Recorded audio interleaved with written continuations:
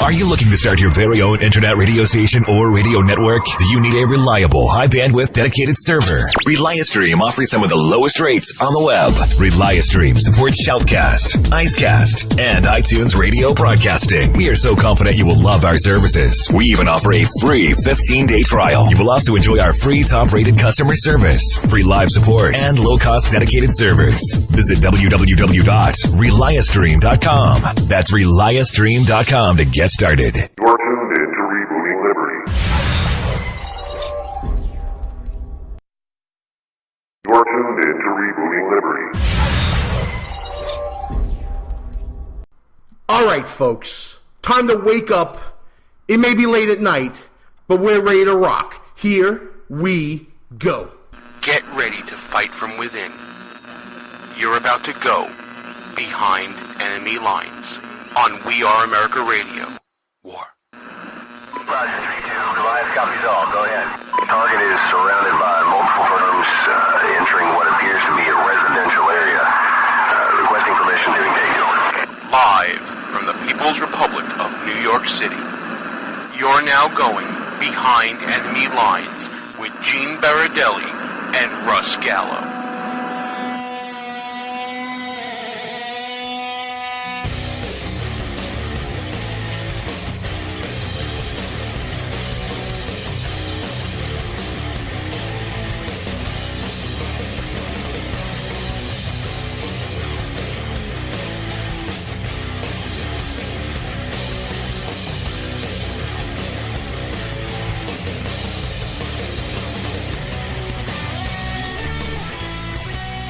And you are now behind enemy lines. Hey there, how you doing, America? Gene Baradelli, Russ Gallo here. Russ, how you doing, my brother? What's going on, bro? Let me tell you, there's a lot going on around the nation tonight. Election night in many, many places across America. Some elections matter, some don't, some more than others. Yeah, I went to my local poll site this afternoon in Brooklyn, New York, and lo and behold, all Democrats on the ballot. Shocking, wasn't it? Not a single Republican running in my district. Same thing in my area. There's maybe one or two races in the People's Republic of New York City that actually matter to the people, and we won't be talking about them on the show. So, that being said, we got a lot to catch up on. Right, for what you guys know, our new night, live, Tuesdays, 10 p.m. on We Are America Radio. Thanks for tuning in, and we got a lot to talk about. We're going to start off, though, with what everybody's been talking about, Russ, and that is that debacle of a debate on communist NBC. CNBC. The C's confused me. I'm sorry about that. But let's get into that right now, because if there was ever a time when liberal bias was on display, CNBC, thank you very much. You blew the lid off of that one. Let it no longer be doubted that there is a liberal bias and a liberal hypocrisy when it comes to any type of coverage of the conservative movement, and it was on full display during this debate. I have to differ with you, James. What? Are you kidding me? Was there ever any doubt that there was a liberal bias in the media? No. There may have been a little doubt. I mean, come on. So here's who I blame. What was exposed here is the liberal bias within the Republican Party. Reince Priebus needs to be fired immediately. This guy agreed to this debate format and the moderators and the networks. This is insanity. Ever since the first debate with Megyn Kelly and Fox News, we've been trashing the way these debates are being held. These are not debates. These are gotcha question and answer sessions. The candidates barely get a chance to speak. The preface to each question takes longer than the amount of time the candidate actually has to respond to the question. These are not debates. Reince Priebus needs to be fired. I'm not even calling on him to resign. The Republican Party needs to boot this guy out. It's time to clean house. We should not agree to this type of format. The party itself should hold the debates.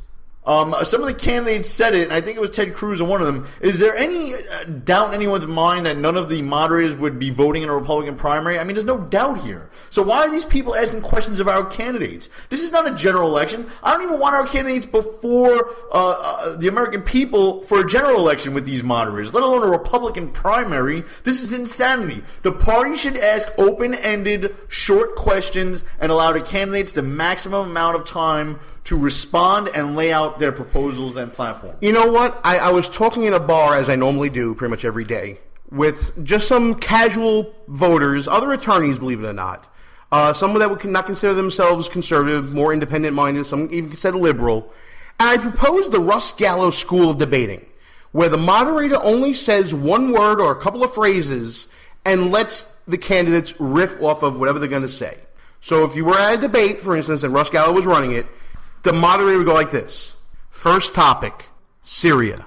And let them riff. Whatever they want to talk about, whether it be aid, funding, refugees, military action, whatever it would be, they get to riff off of it.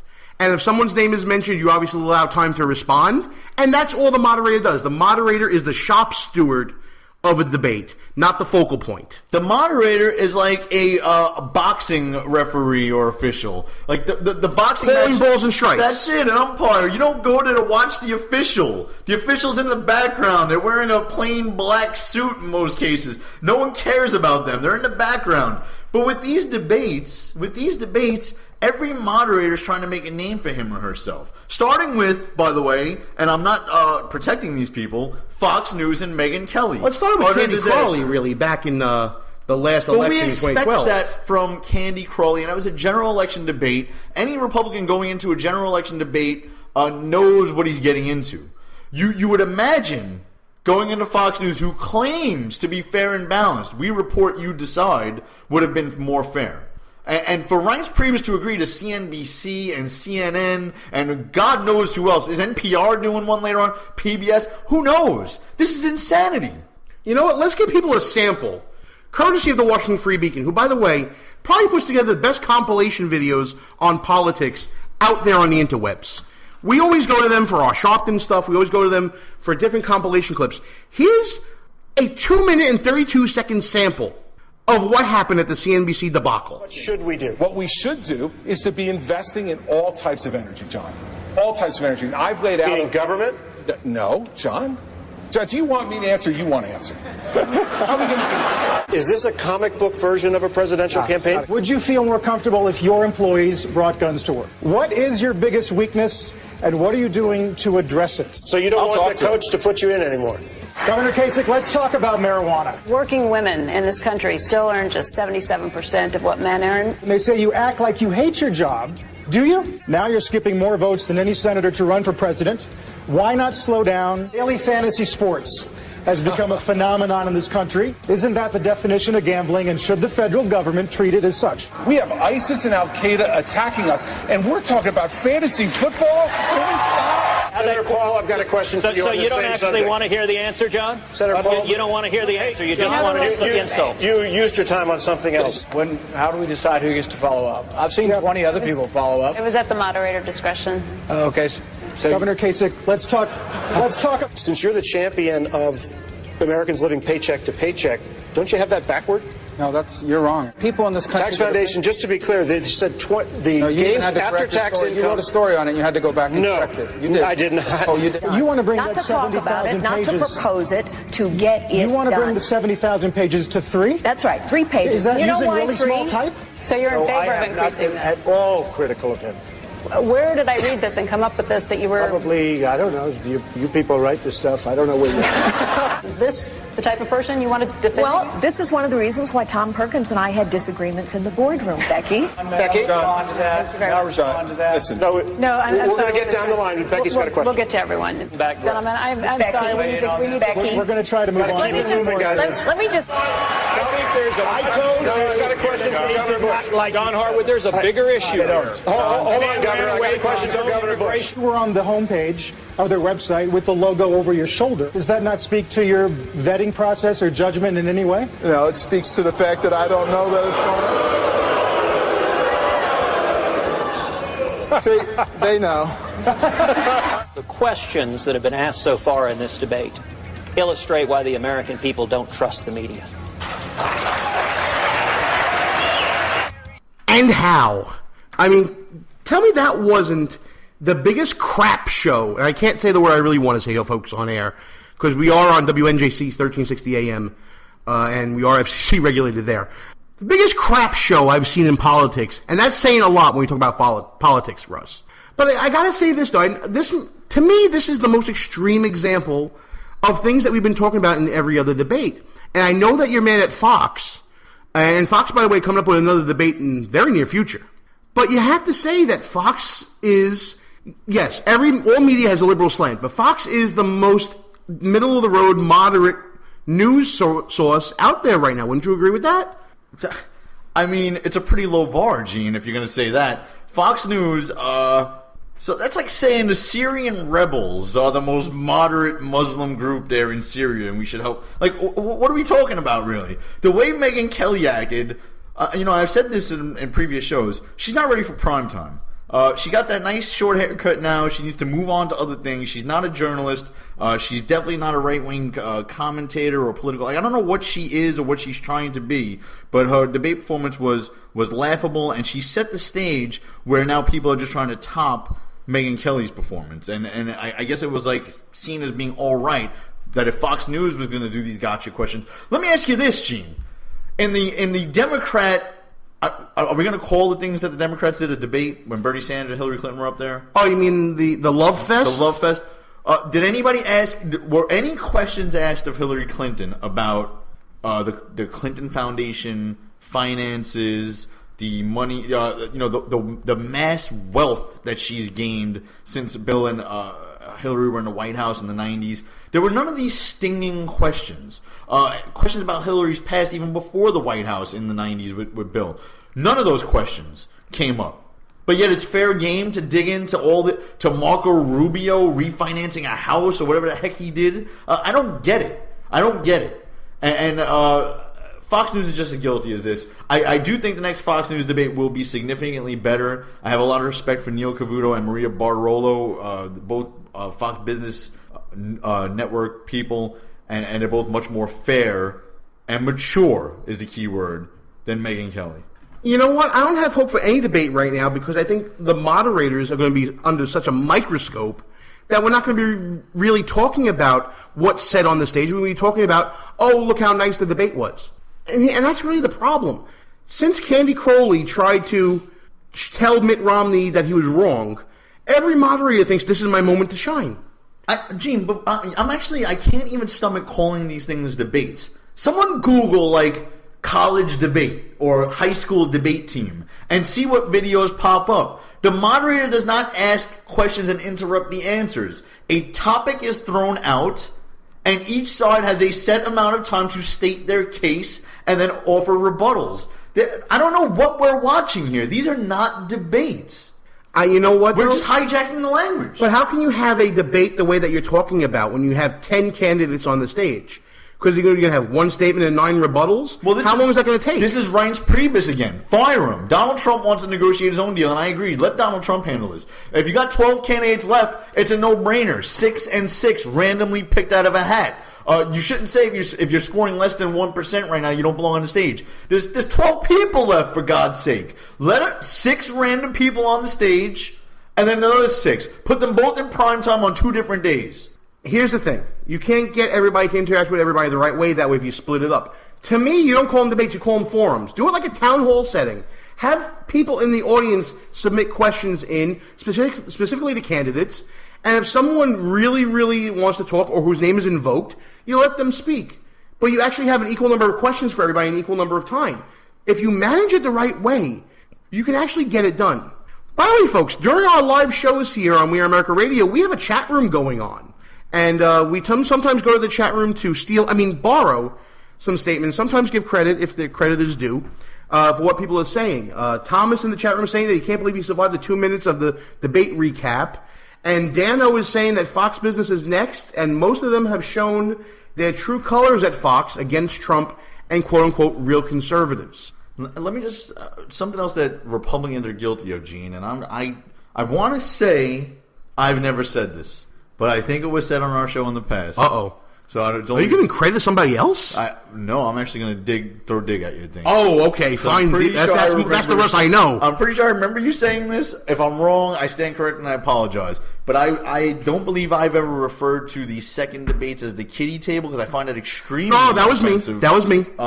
And the media has done this, and a lot of Republican commentators and even radio talk show hosts have said this. I think that's so demeaning. We have governors from great states up there, and no one should be calling it the kiddie table. I called it the happy hour debate the first time around because it was on during happy hours at the bar. I prefer that. prefer that. But I do think it should be random because look at Carly Fiorina. She's up there now in the top tier of candidates. And where did she start out? At the quote-unquote kiddie table. And that was insane to be calling it that. But is she really a top candidate right now? I think she's still fighting off the I'm a woman phase of candidacy. I think she's polling higher than Jeb Bush. Listen, but that means you're polling higher than 2%, and that doesn't really mean anything to me. Especially when the margin of error is 4%. Let's go to the rhinos in the chat room. Jeb Bush is still their guy, as far as I know, and they all think he's going to rebound as more people drop out of this race. You mean Jeb the Builder? The new rollout? It's a new rollout every week with this guy. Jeb can fix it. Yes, he can. Yes, he can. You got a leaky sink? Call Jeb. You got a heater that's on the fritz? You call Jeb. Come on, there's got to be others out there. There's a ton of them. Cable on the fritz? Call Jeb. He'll be there between 8 p.m. and next Saturday. Jeb. Oh, my goodness. Well, you know what, folks? Right now, we're going to play a clip. Not a clip. Actually, we're going to play our interview with Dan Gaynor from Newsbusters Media Research Center, Vice President of Business and Culture for them. And he's got a lot to say about media hypocrisy, the liberal media, who the liberal media is, and whether or not it is hopeless to fix the situation right now. FYI, a little behind the scenes at Behind Enemy Lines. By the way, great comment in the chat right now. Jebby Lube. Did you see that? That is awesome. Thomas gets credit for that one. Little behind the scenes here at Behind Enemy Lines Radio. Behind Enemy Lines. Every time I run out to the store to go get something to drink or grab something to eat, Gene does these interviews without me, just so everybody's following along. And that's kind of how I roll, because, I got to carry the guest, and then I got to carry Russ. It's a little too much. He's always like, sometimes. oh, guess who called while you were out for 5 minutes? Yeah, it'd be something like Jeb Bush or something like that. But this is already, I didn't have to carry this interview at all. In fact, Dan carried me through it. Dan Gaynor, Media Research Center, talking about the CNBC debacle. Gene Baradelli back behind the lines, and joining me on the line right now, it's a pleasure to welcome back onto the show our good friend from Media Research Center and Newsbusters, Dan Gaynor. Dan, how you doing? I'm doing pretty well. It's been a real interesting time. When media bias is your full-time job and sort of your avocation, and it becomes the national issue, the defining issue of the presidential race, yeah, it's kind of an interesting time. Oh, you got to be licking your chops after this whole CNBC debacle. Oh, I mean, what's amazing is looking at how journalists have reacted. Because, the GOP, okay, they beat them up, and journalists have had one of two reactions. If you're really far left and kooky, in journalism field, there's a lot of them. You've had the Obama reaction. Oh my gosh, the GOP, they're too afraid to even face down CNBC journalists. How would they ever handle Putin? Of course, forgetting entirely that Obama is the coward who ran away from, people whose newspapers endorsed McCain back in 2008, kicked him off the campaign plane, and started a 7-year war with the press that's involved, targeting Drudge, targeting Fox, even targeting CNBC, investigating reporters, tapping their phones, blocking access in the most transparent administration. So that's the far left reaction. Then there's the more mainstream media reaction, as defined like by the New York Times, where all those questions were legitimate, but they were kind of, to use the New York Times word, loopy. Oh, it's loopy to call somebody, ask somebody if their campaign's a comic book. It's loopy to talk to somebody, tell a presidential campaign or candidate, shouldn't you resign in the midst of a debate? Loopy. No, here is the reality. On every single issue of the day, whether it is social conservatism, foreign policy, taxes, anything involving anything. I mean, guns, abortion, you name it. Journalists are significantly, wildly, far to the left, to the point where 40% of American public is conservative, self-defined according to Gallup. 34% is moderate. And there's hardly a journalist in the country that lands in one of those two categories. Instead, they land somewhere smack dab in that little tiny 26% of liberals. So that means about 87% of America is more conservative than that. It reminded me of a caricature of a debate that you would see on The Simpsons or South Park or something like that. There would be this whole long preface of a question, and then they would take a turn and make it even, I don't want to say loopier, but it started out loopy and then it ended up just wildly out of context. Yeah, or it would be like, okay, somebody would come on. It would be that announcer guy from The Simpsons. In fact, I could really picture this happening. The guy who does those real deep voice and comes on, like, ladies and gentlemen, we want to keep this above board, and we want everything to be professional. We're here to focus on the issues tonight. CNBC, we're here to talk about money, what money matters to you in your life, and we're going to start with Senator Rubio, and according to this report I find in alternate and Democratic Underground, you're an axe murderer. How much did that axe cost? I mean, that's how you kind of picture this debate. Not only did they run it poorly, I mean, it was really poorly, incompetently run. You would think it's a professional news network, they would at least have organization and kind of keep people calm. No. It was left-wing. And then Carl Quintanilla, this was classic. This didn't get a lot of attention.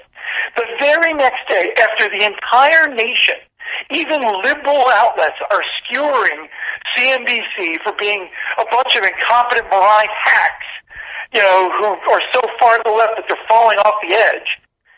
Even after all of that, Carl Quintanilla comes out the next day, and one of the big news stories the very next day was that China had changed its one-child policy that had resulted in, something like the deaths of 400 million babies ripped from their mother's wombs, in most cases by force, forced abortion, forced murder, tyranny, despotism, abuse.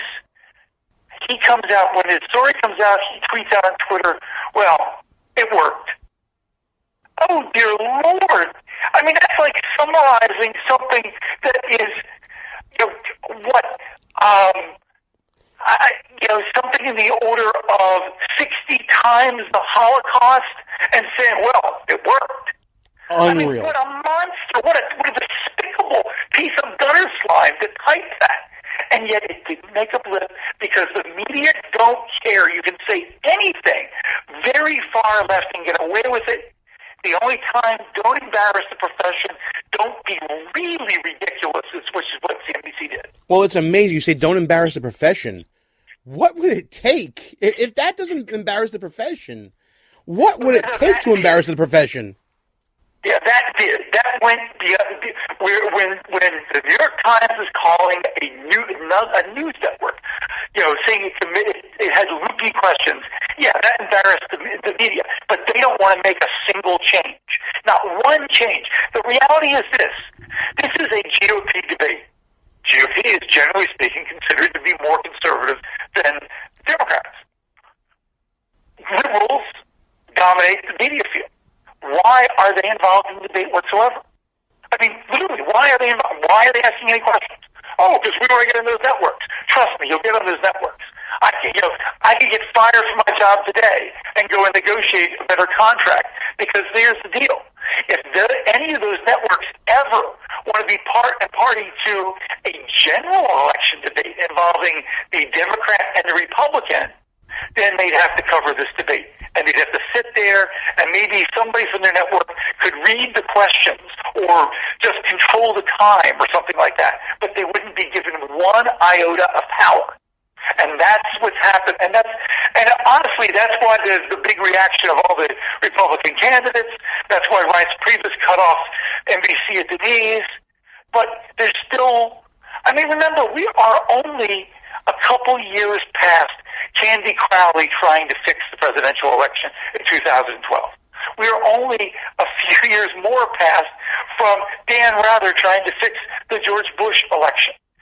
The media have it in for the GOP. It's undisputable. I don't care what journalists say. Overwhelmingly liberal, overwhelmingly vote Democratic.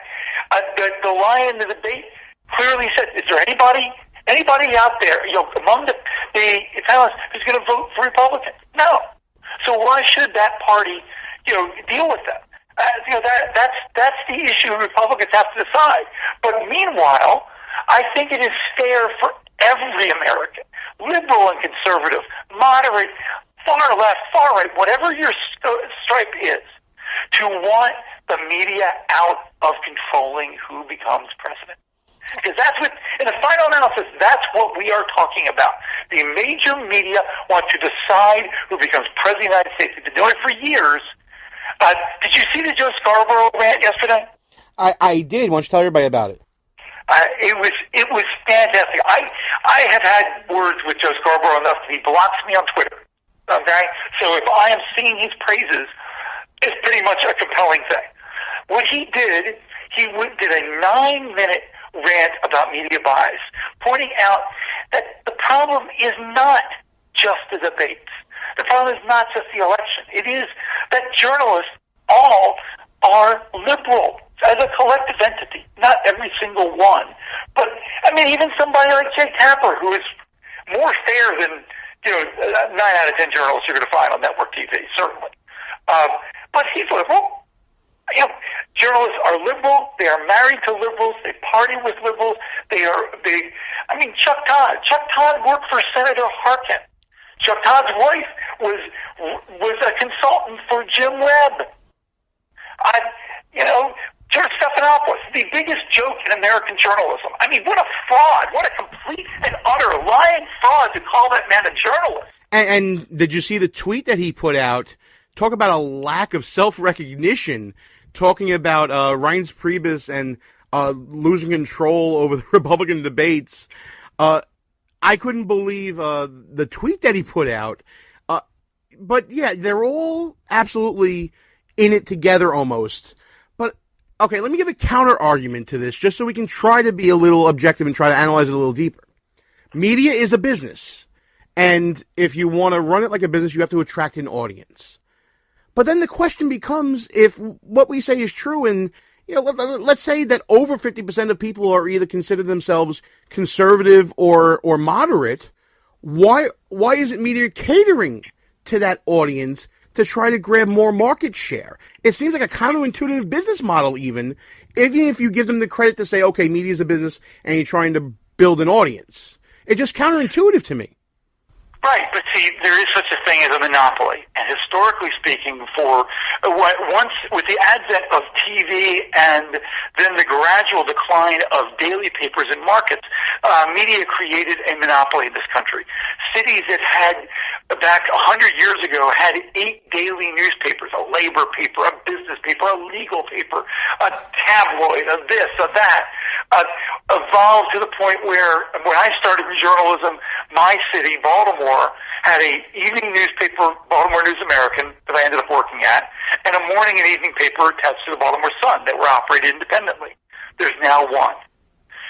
So that's the monopoly. That one, the company that owns that, Tribune, also owns all the community weeklies.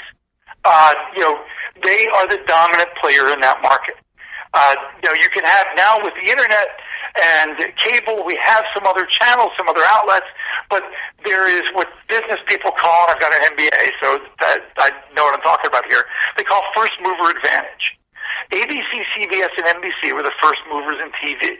A lot of people simply watch them, even though now they have a lot of choices.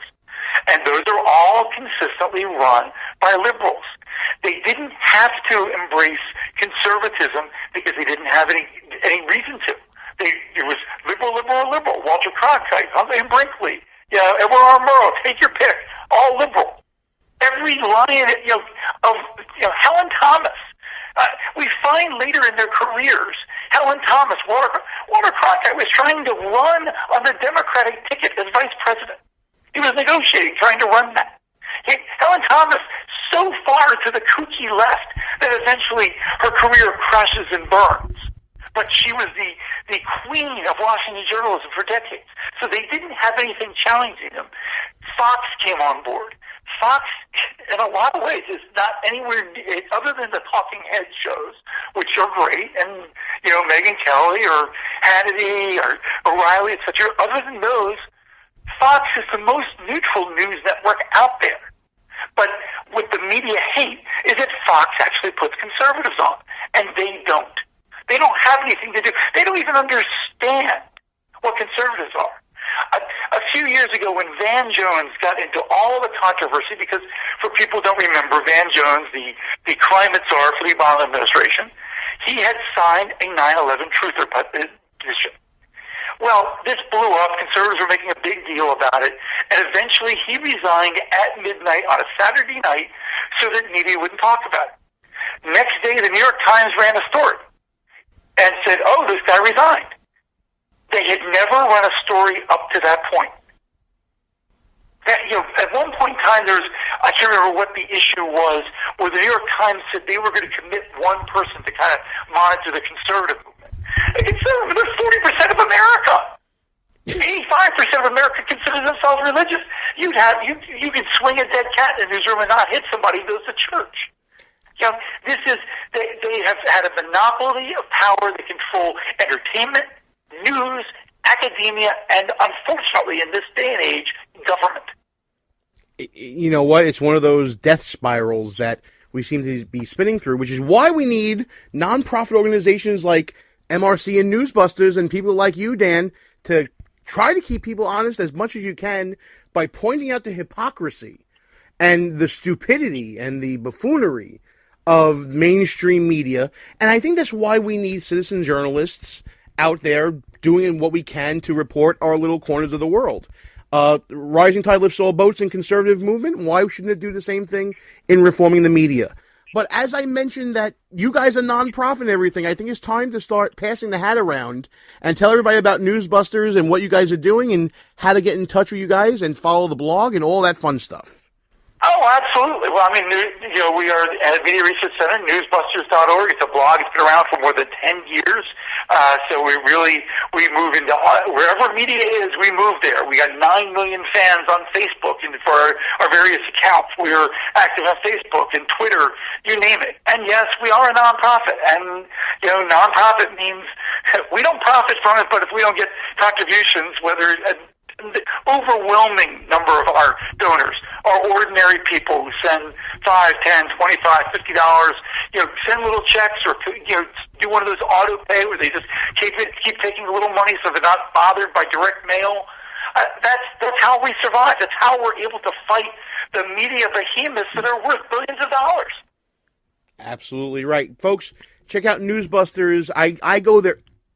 I'm a fan. I go there every day. Literally every day, just to see what's going on and to remove the filters that mainstream media put on all of us that we don't even know about. Dan, thanks so much for coming on. We might make this a regular monthly thing at the rate we're going right now. But there's going to be so much going on between now and a year from now when Election Day 2016 rolls around. That sounds like a plan. I will talk to our PR people and get in touch with you. That would be fantastic. Thanks so much, Dan Gaynor. Newsbusters, Media Research Center. Great talking to you again, pal. And that was, like I said, our friend Dan Gaynor from Media Research Center and Newsbusters. I love that site, Russ. I go to it all the time. Different clips every day from different media. They actually measure how many mentions people get and how much coverage an issue gets compared to another issue, depending upon what's going on in the news at that time.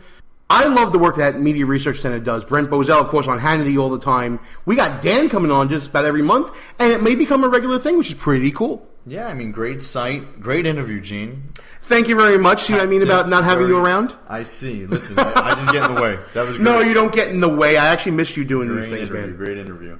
So, listen, I think he kind of blew the lid off of something that we already know, and that is 90% of the media is liberal. The other 10% is liberal-leaning. I think that's a fair assessment right there. The other 5% or so... 105%, by the way, now. Are, I'm going to throw in an extra 5%. Common Core math, it's okay.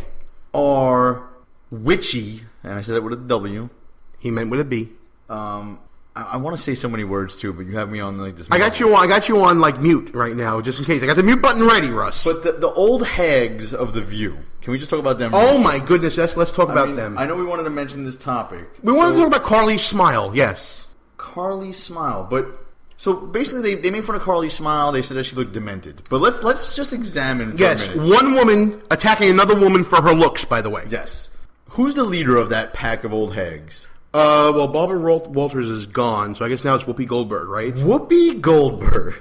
Possibly the ugliest Whoa, woman. I'm not going there. I'm going there. She looks like a skeleton wrapped in electrical tape. Like, I don't even know how to describe this woman. Come on. She's hideous. She has the same dreads since the 80s. Like, she's hideous. And she has the nerve to call out Carly Fiorina. Joy Behar, I think, died about a decade ago. And she's still on the show. Well, her act definitely died about a decade ago. Candace Cameron. That's not even her last name anymore. I think she's hyphenated. Candace, Beret. After a hockey player, I think she married. Drop a few pounds and then come back and talk about. But she's a conservative. Come on. Michelle Collins. She condoned it, though. Hold on, Michelle Collins and Paula Faris. Who? Move on. Who are they? It's like saying Gene Barradelli Rascallo. This show is atrocious. I've never been able to watch the whole show, to be honest. Well, that's because we work for a living. I saw clips on the O'Reilly Factor. Like, when O'Reilly goes on, he'll play a clip or two. But, listen, you could say Candace is a conservative. They're all despicable people in my view. The defense I saw put up by Candace was slight at best. It's astonishing. If any conservative would have said something similar about Hillary Clinton, they would have been taken off the air immediately and possibly thrown into jail with this administration. And definitely the IRS would have investigated them or some other crazy act. But this is truly amazing. And Carly is actually going to go on The View again. Again, she's been on The View, by the way. She's going to go on again. Why? Why would you even go on a show like this, is my question. I don't even know why they exist as far as anything. I think the viewers actually back us up on that because their viewership has been dwindling pretty badly. So I don't even know why we want to give them credit for what they're doing. Folks, we are at halftime right now. I mean, I've seen better-looking transsexuals. Oh, honestly, man. I mean, look at I Googled them. For God's sake, I Googled them. I'm looking at these pictures right now. Whoopi Goldberg's going to be in my nightmares. Thank God Halloween is over. Russ has seen what can never be unseen. Jeez. We're at halftime, like I was trying to say before, here on We Are America Radio and Behind Enemy Lines. I'm Gene, he's Russ. And while we got you listening, check us out on our official blog, www.behindenemylines.radio.us. Check out the Listen Live button. That's where our chat room is every Tuesday night at 10 p.m. And while we got you surfing the internet, be sure to check out our Facebook and our Twitters at BEL_radio and the official site of the Brooklyn Young Republicans, which is where this show came from, www.brooklynYRS.com. Russ. We got to hit the chat room, Gene. Hit the chat room. Go ahead. Okay, go ahead. I like Thomas's comment, by the way. He said, I think she can hold her own in that den of banshees. That's a great comment.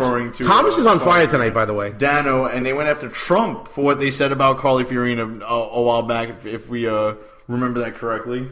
Yep, Diana chiming in. Liberals on TV, hypocrites? Never heard of such a thing. By the way, I don't know if you know this, Russ, but there was a Harvard research study done saying how sarcastic people are of higher intelligence than the average individual. So I guess that makes us a bunch of geniuses out there. And it took a Harvard study for them to figure that out. Whatever. Maybe it was a sarcastic study. I don't know. It must have been. But, just to put a fine point on the end of this whole debate debacle situation, here's the final thing we should take from it. Don't let other people tell you what to think. Unless it's us. Gene and Russ, back behind enemy lines after this quick break. Word from some sponsors, some good people you want to hear from. And when we come back, we're going to be talking about a whole bunch of other topics, including transgender changing in high school, banning the box. You might want to know what that's all about. And a whole lot more. Russ, you wanted to say something before we break? Larry. Gene just told us don't do what other people tell you to think or whatever. But listen to our sponsors and buy what they're selling. Gene and Russ, behind the lines. We'll be back right after this. It's important to plan ahead for emergencies, like the storm. When it kicked in, we had a plan. Separated. We were able to get in touch with each other in no time. Idea how to find each other. The whole experience was fine. Was the most frightening 10 hours of my life. If there's one piece of advice I'd offer other moms out there, it's to stay calm and keep to the plan. Message. Some parents plan ahead, some don't. Make sure you know where to find your family in an emergency. Start your plan at ReadyPA.org, brought to you by ReadyPA, FEMA, and the Ad Council. Hey, how you doing? This is Vito. And this is Vito. We're here from the Vito and Vito Show. And we're excited to be on War Radio with our newfound hero, Wayne Dupree. We're just two college Republicans with a mic and a computer, and thanks to Wayne, here we are. Wait, Where are we? We're on War, the #1 political news station on Live365.com. Who might you save? Your mother, your father, your husband, uncle, aunt, son. Learn FAST, F-A-S-T, the sudden signs of a stroke, and you could save. Your friend, teacher, boss. F, face drooping. A, arm weakness. S, speech difficulty. T, time to call 911. F-A-S-T. That's F, face drooping. A, arm weakness. S, speech difficulty. T, time to call 911. The sooner they get to the hospital, the sooner they'll get treatment. And that can make a remarkable difference in the recovery of Your neighbor, the waiter, grandmother, grandfather. So learn FAST, the sudden signs of a stroke, then pass it on, because you never know who might save you. Your wife, your colleague. Spot a stroke fast. Visit strokeassociation.org, brought to you by the American Stroke Association and the Ad Council. Behind enemy lines. Back on the air. Gene and Russ, back behind enemy lines, and listen, we got a whole lot more to talk about besides the CNBC debacle. Believe it or not, Russ has actually been doing research for the show. Yeah, I'm shocked too. Russ, what do you got for us? Just give us a little bit of a news rundown, if you will.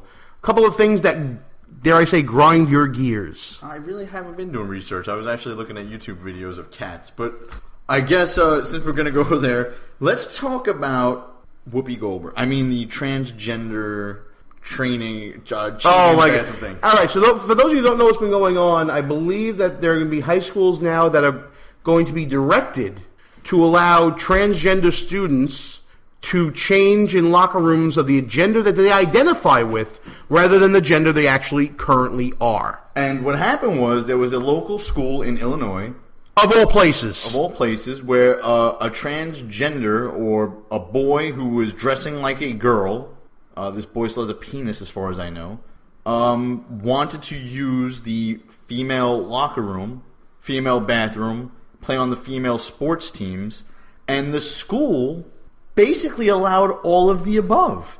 They let this boy who dressed like a girl play on the female sports teams. They let this boy who dressed like a girl use the female restrooms.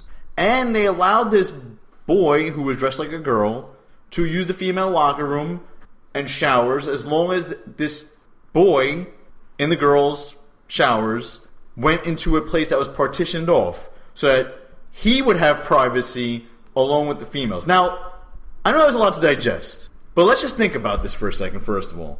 If we have any women listening, or any people with daughters in the audience, how do you feel about this? Let's put the boy that dressed like a girl aside for a second. How do you people feel about this? When you were a girl in high school, because as a guy, Gene, wasn't it traumatizing enough to be in gym class or taking a shower with other guys just to begin with? Now imagine a young girl taking a shower with other young girls, which is, when you're young, it's a big experience. It's tough to even get over that. Now you're taking a shower with a guy who dresses like a girl, but when he gets in the shower, has a penis. Yeah, most guys back in that time when you're growing up are just more nervous about the other guys around them. Could you imagine you add another gender into the mix and the awkwardness of, puberty? I mean, come on. So now can every 15-year-old... I'm just uncomfortable talking about it. Can every 15-year-old boy in high school just say, well, I identify as a female now, and go into the female showers? Giggity.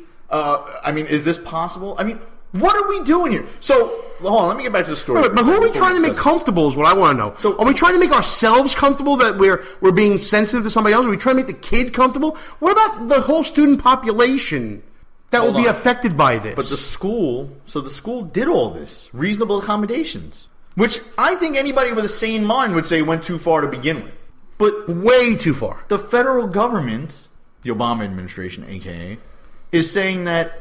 Don't say it. This district discriminated against this transgender person and made them feel awkward and ostracized. Excuse me, first of all, last I checked, education is still the dominion of the states, right? It should be. It should be anyway. Department of Education shouldn't exist. What is the Obama administration opining about in this area anyway? What are they worried about? Discrimination lawsuits coming up throughout the nation from a situation like this? Come on. It's de minimis at best. It's minimal. That's ridiculous. Your girl, Megyn Kelly, did my a whole girl. segment Wait a minute.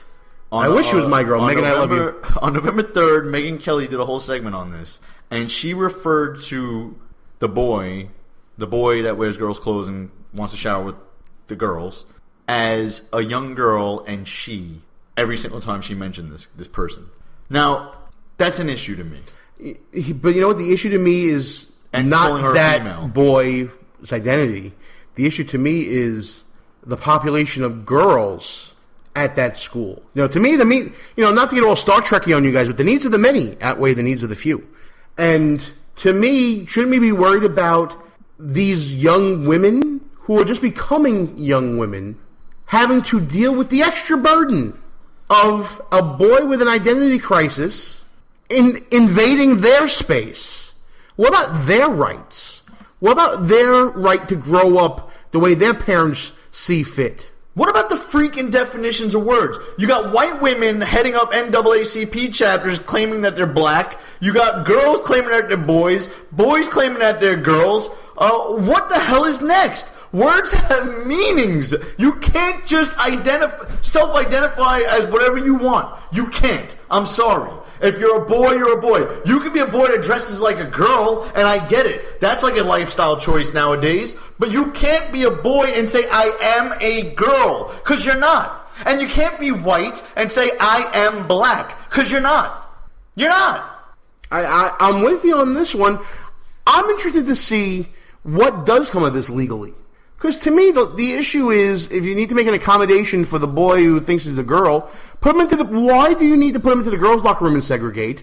Why can't you put him into the boys' locker room and segregate? Isn't it better that way? Why segregate them at all? Just make them all like Starship Troopers and girls, guys, and transgenders all just shower together. Why segregate any of them? That's a Starship Troopers and a Star Trek reference all in the same segment. Speaking of Starship Troopers, the military, under this demented and despicable president, is opening the doors to transgendered soldiers. I'd love to see how that works out. Yep. Wait. We're getting a message that we're getting a little silence on the end. Are we okay? I think we're okay.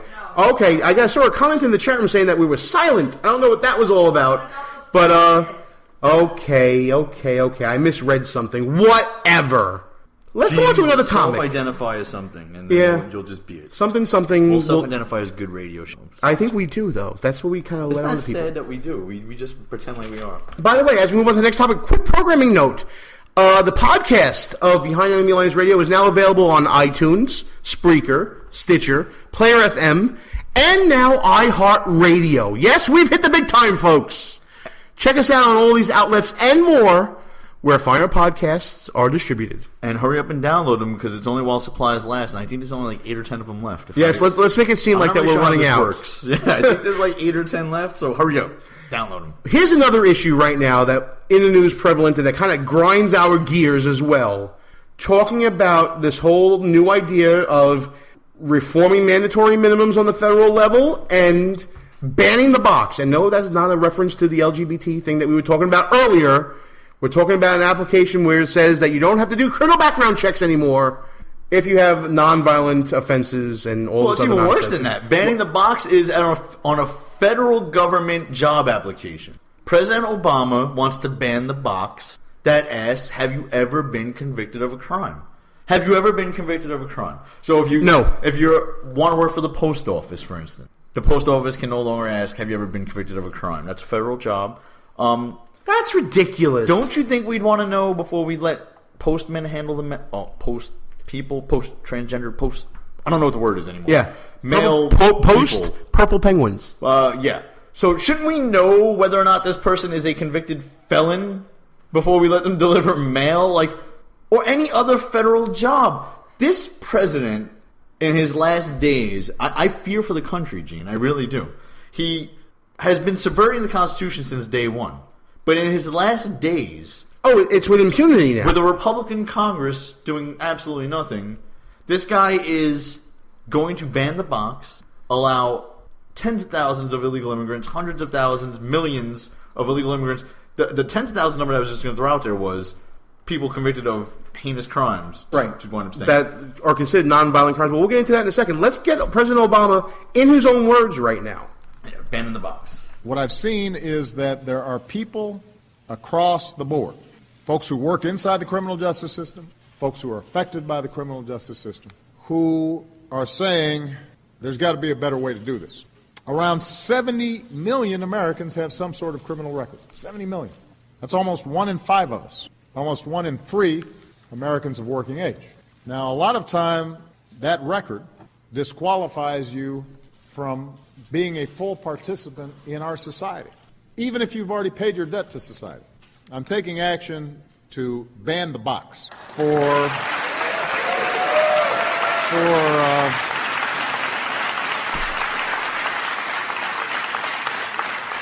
the most competitive jobs at federal agencies. Now, federal government is a big employer, as you know. And like a lot of big employers, on many job applications, there's a box that asks if you have a criminal record. If you answer yes, then a lot of times you're not getting a call back. And we're going to do our part in changing that. It is relevant to find out whether somebody has a criminal record. We're not suggesting ignore it. What we are suggesting is, when it comes to the application, give folks a chance to get through the door. Thank you very much, everybody. God bless you. God bless the United States of America. Thank you.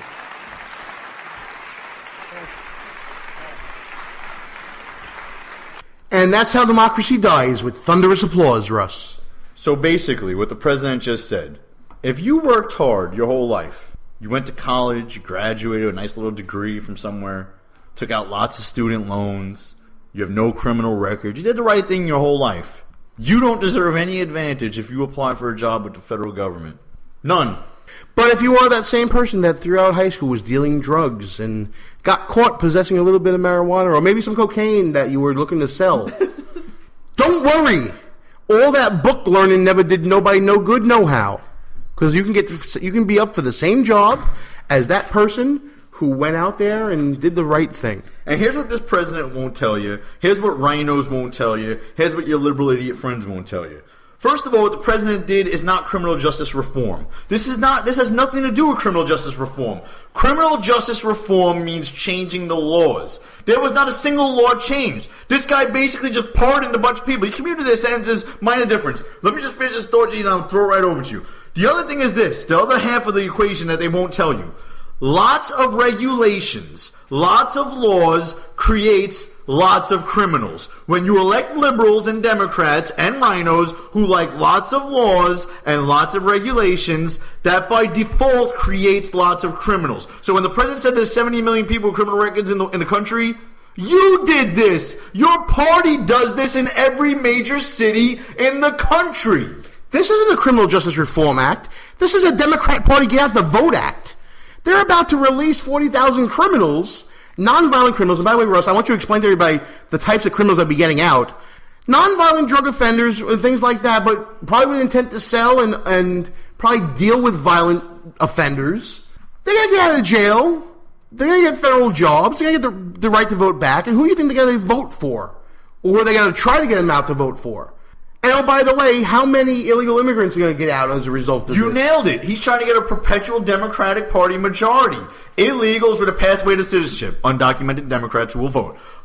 Pardoned felons. Undocumented Democrats who will vote. Who will become documented very soon. Yes. So let's talk real quickly about these people that are getting commuted sentences. The quote-unquote nonviolent drug offenders. Now, Russ, are we talking about people like at the municipal level here where if you have a little bit of pot on you, you're going to get released out? Or are we talking about something different? No, there's two major distinctions here. One, in order to be convicted by the federal government for drug trafficking, you're not a user. It's impossible. You have to violate federal drug laws. And the only time the federal government enforces federal drug laws is when you have like kilos of cocaine. So it's a little more than a dime bag. Yes, or 500 grams of crack. It's not like your average, I bought I was about to say a nickel bag, that shows you how old I am. Dime bag of weed or whatever it's going for nowadays. Those are not the guys that President Obama is talking about at the federal level. Those are your municipal guys. The other big thing is, and I heard Commissioner Bratton talking about this, the NYPD commissioner over in New York, when you talk about drug offenses at the federal level, and this goes at every level of government when you get a conviction, and it goes for every crime, not just drug offense, but let's just stick here for a second. Those are a lot of these guys pleaded down, Gene, to a drug offense. So that gun charge gets thrown by the wayside. Yes, I'll plead to the, I'll cop to the kilo of cocaine, but because they're going to throw out the felony gun trafficking charge. So now you have 6,000 people who got their sentences commuted when we don't know the facts of the case. And what about all those offenses that could have been state offenses for gun possession or traveling interstate with a gun that the federal government steps in and says, no, that's our collar because we want the bigger ticket drug offense to go to the DEA and the FBI, and we're just going to charge them with that instead. There are some offenses that could have been charged at the state level that go by the wayside because the federal government wants to make the collar and get the press release out on it. Exactly the same situation you're talking about, except now we're dealing with crimes that weren't even charged, that could have been charged. And bottom line here, make no mistake about this, people. Make no mistake about it. This is racism at its finest. President Obama is doing it for the Hispanics, and he's doing it for the blacks. And you could say it's racist. I could expand on it more next week. Trust me, folks. It's all about letting more blacks out of federal jail because he believes, and he said this many times, that they've been disproportionately targeted and sentenced for drug offenses. White drug dealers who deal cocaine get lesser charges than crack dealers from the inner cities. He said this many times. This is the hidden agenda here, folks. And it's not really hidden. It's just hidden to the idiots who are not seeing it. And there you have it. We'll be talking about more about this as the weeks and months go on. But it's time for some Buffoon of the Week. I get to brag a little bit right now, Russ. I beat you finally. Melissa Harris Perry took down John Boehner. She was last week's Buffoon. Is she a hag on The View? No, but she could be. Let's get to this week because you actually have an audio version. Yeah, of your play mine submission. real quick before we run out of time, and then we'll explain it. Something to say, but actually I would like to give my time to the families that want to talk. I want to give my time to the families. However, I just do also want to say, what am I doing here? I'm doing here because I am a human being with a conscience. And when I see murder, I cannot stand by. And I have to call the murdered, and I have to call the murderers, the murderers. Now I want to give my time to the family. Thank you very much. Now I want to give my time to the families. That's Quentin Tarantino, I was about to say a really bad word. The a-hole. My word was actually going to be worse. I'm glad I didn't say it. But I want to give my time to the families. What am I doing here? I want to give my time to the family.